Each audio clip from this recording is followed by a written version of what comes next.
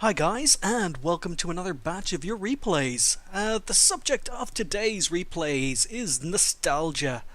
Yes, remembering those great games from previous versions of World of Tanks. For me, World of Tanks can be a little bit like golf. Back when I played golf when I was a lot younger, could be having a terrible round of golf, but I still, 25 years later, remember those shots. Remember that amazing shot from the tee box that cleared the side of the mountain, went over the lake, and landed exactly where I was aiming for. Didn't matter, don't remember much about the rest of the round of golf, but I remember that particular shot. And yeah, World of Tanks is a lot like that. You can have absolutely terrible luck, terrible games, but you can still look back on some games and you can still remember some amazing games you played even though it was years ago. This is one of those games. I was playing my T2 Lite on stream, and Nathan52 was watching and mentioned that he had a T2 Lite he remembers from the good old days. So this is a 7.4 replay. Nathan still had the replay, and yeah, it's all the way back from 7.4, so if you're newer to the game and you don't remember what World of Tanks looked like back then, this is a pretty good example. But Nathan looks back on this game fondly because he just got to troll. And I've said it in previous scouting videos that one of the things a light tank can do that no other tank can is it can punch through the enemy lines, it can get behind the enemy tanks, and it can cause chaos. You can cause a lot of enemy tanks to turn around, forget the tanks that are in front of them, turn around simply to try and kill a scout that's gotten behind them. And that's what Nathan's planning to do in this game. There are 4 RT on the enemy team. It's a tier 4 game, so it's about as bad as it can get for a T2 Lite. But we're just going to go and revel in this nostalgia, looking at how much the map has changed, how much the game has changed, and see just how much chaos a light tank can cause behind enemy lines. Here we go.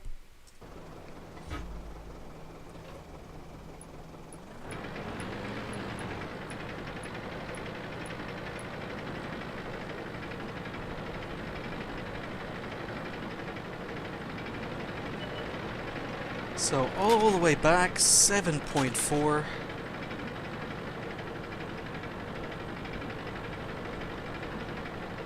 And the T2 Lite, 71 kilometers an hour down here. You could see how basic the graphics, even back in 7.4, the game still looked pretty good.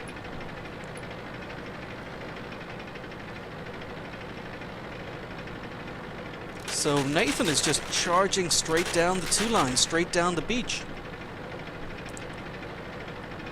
And he's not encountering any enemy tanks. In fact, the enemy have not sent anyone down the beach.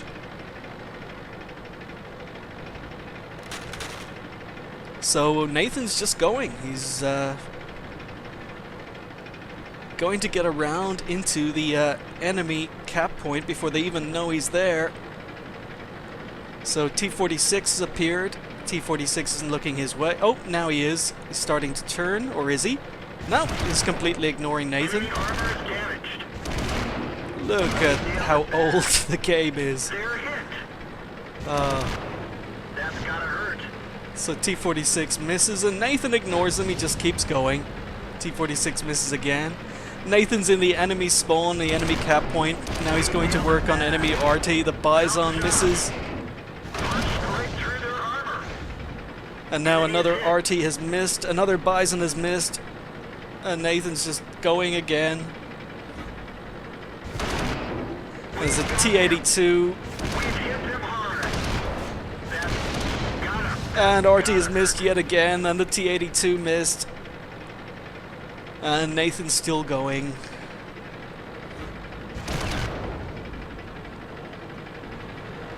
Oh, and the T46 has come back as well. And Nathan's still going. T46 has just missed. T46 has missed again. And again. And now the Bison has missed, and Nathan hasn't taken a single hit yet. He's just causing chaos.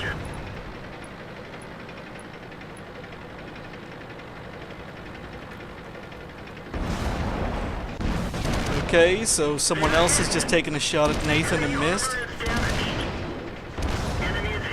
T46 misses again. Oh, it's a Hetzer. Hetzer fired and missed. And he's still driving around in circles, still trawling. Unfortunately hits a tree to slow him down. Sounds as if the Hetzer just missed him again. T46 is fired again.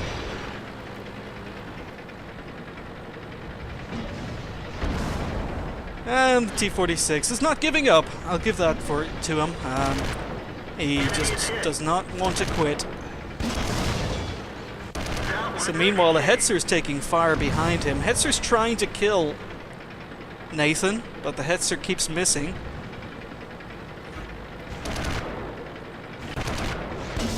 Oh, and the Hetzer finally gets a shot in.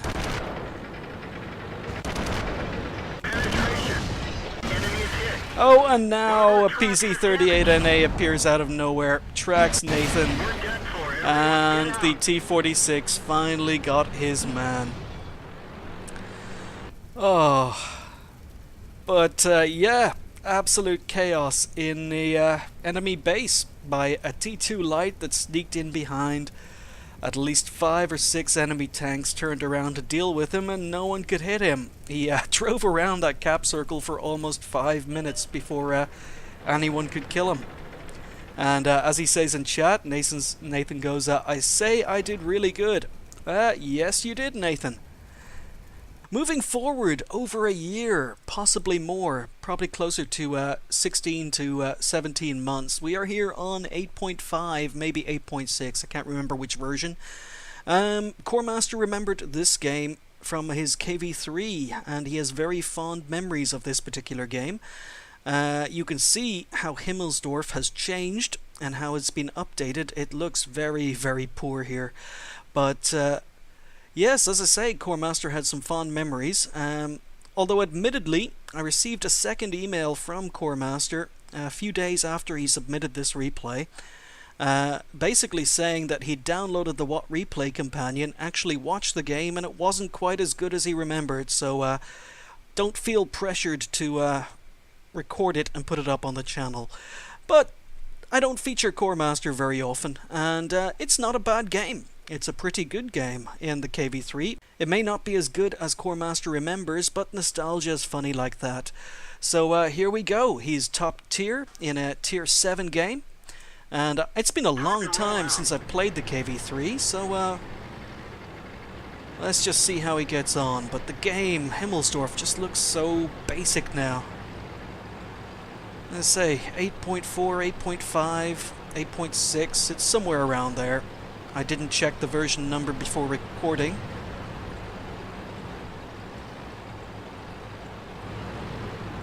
But Coremaster's moving up the hill.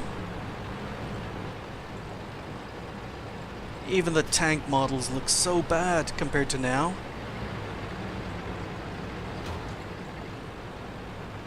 It's amazing how much Wargaming have improved the engine, and it's not till you go back and look at old replays that you realize just how much work has been done in the game.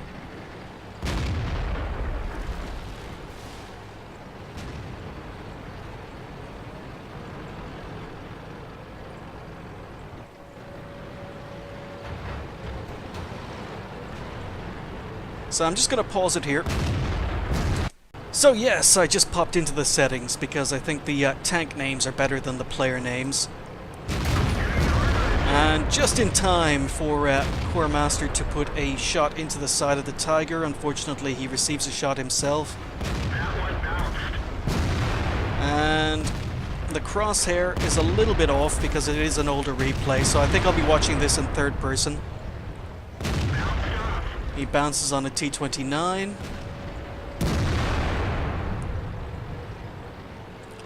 And because it's an old version, I don't have mods installed. I can't quite see how much damage Coremaster's putting in, but he has just hit a T29.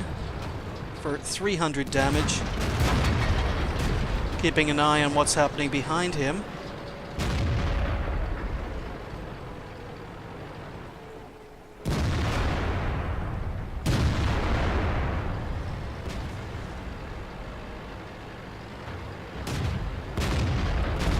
And with just a T-29 holding out here, he decides to turn around and deal some damage to a KV3.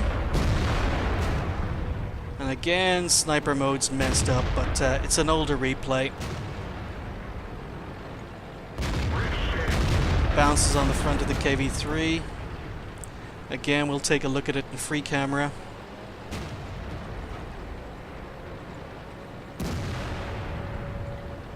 Enemy team are capping. It's already up to 42. But there are lots of friendly tanks down there. Hopefully they'll be able to prevent cap. Yes, they've just reset the cap.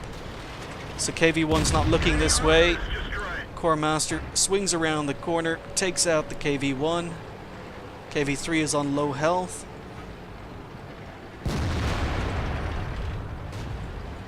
IS is focused behind him. Coremaster takes a hit from the KV3, unfortunately. But KV3 has been taken out, and Coremaster puts a shot into the back of the IS, and his team have won the hill. So it's a shame. I have no idea how much damage Coremaster has done so far, but we'll see that in the end of game results. But yeah, Himmelsdorf. I know it hasn't changed much, but the texture work that Wargaming have done on this map has been fantastic. It looks so basic. This is only about a year ago. It is just amazing how far the game has come. So enemy team are still capping. Coremaster's on 1 kill. No idea how much damage.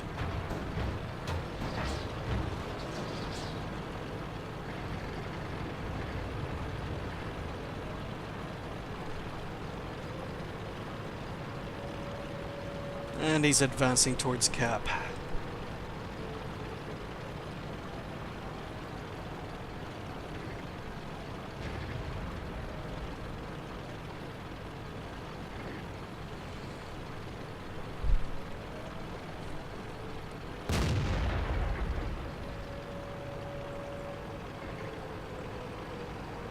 He'll get there eventually.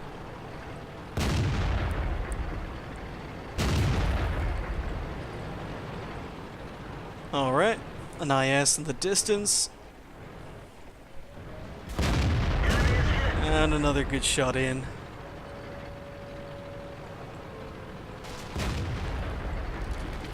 Looking at all the heavy tanks around cap, I think it was a good thing that they didn't go up onto the hill. So aiming at the T-29, gets another nice shot in. T-29's ignoring him. And he gets another shot in. Finally the T-29 turns around, but it's too late. 2 bounces from the T-29, and Coremaster takes him out for kill number 2. Not much to aim at on the IS, but gets another nice shot in.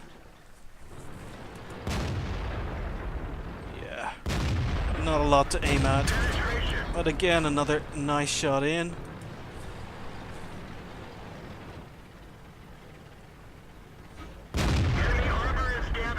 And sets an IS on fire. So kill number 3.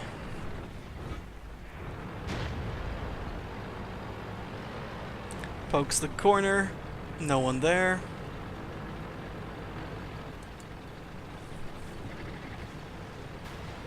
So he's wondering, is he being flanked?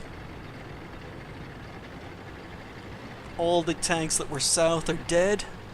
4 enemy tanks remaining. And a full health IS-2 fires on the move and misses, and Coremaster puts a lovely shot in, gets a nice high roll for 344. So some nice anticipation by Coremaster.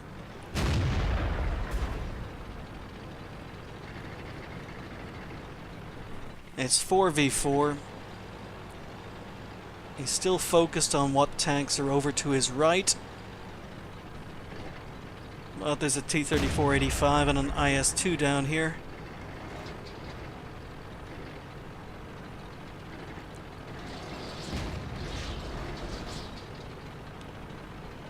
So Coremaster advances, IS-2 gets into cover.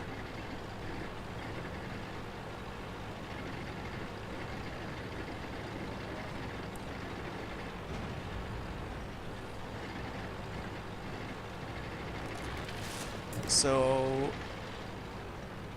only 3 enemy tanks left. I missed who took out the T-34-85. So Coremaster's doing some more flanking. It's 3v3. Bounces on the rear of an IS-2.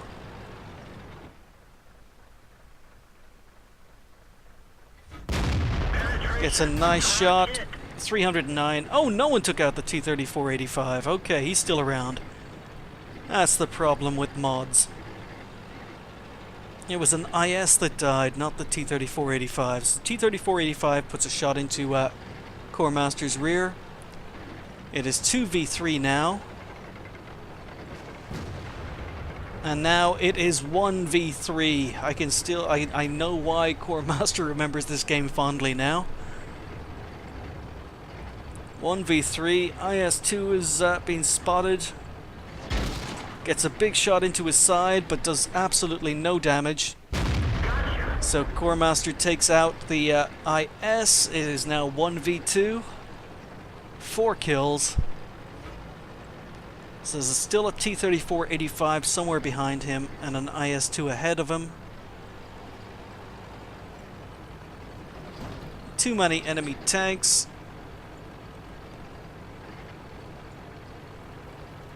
And again, Coremaster, his spider sense is tingling. Where's that T-34-85?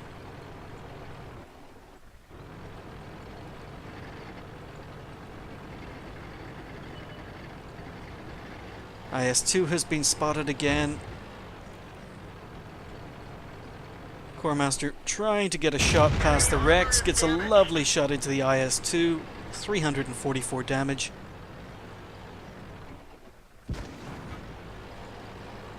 And something just took a shot at him.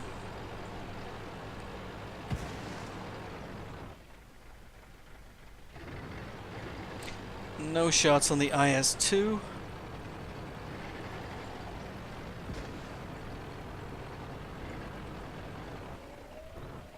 And now something has driven through the cap circle, so now we know where the T-34-85 is.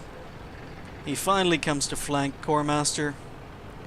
Coremaster is keeping the Rex to his front.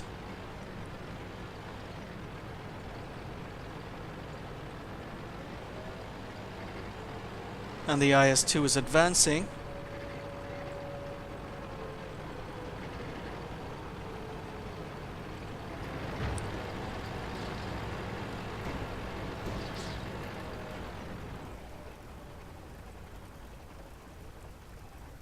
Coremaster's pre-aiming the corner. T-34-85 doesn't want to come out.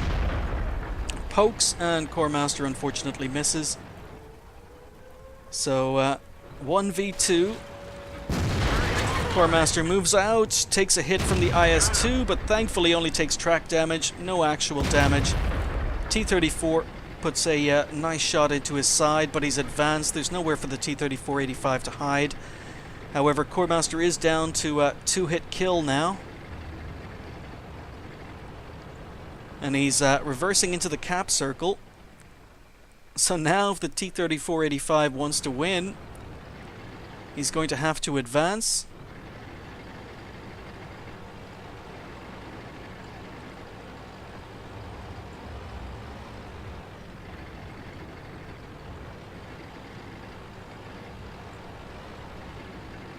Coremaster's keeping him proxy spotted, or at least I thought that's what he was doing.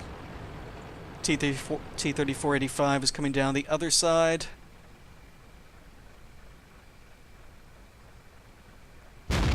And pokes too much. Coremaster gets a nice shot in.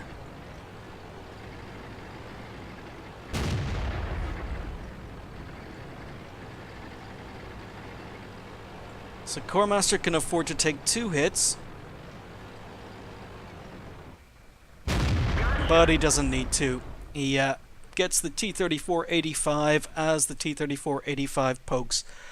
So, yeah, pretty intense towards the end. It was a 1v3. Coremaster finishes up with 6 kills and Top Gun, and I can see why he has fond memories of this game.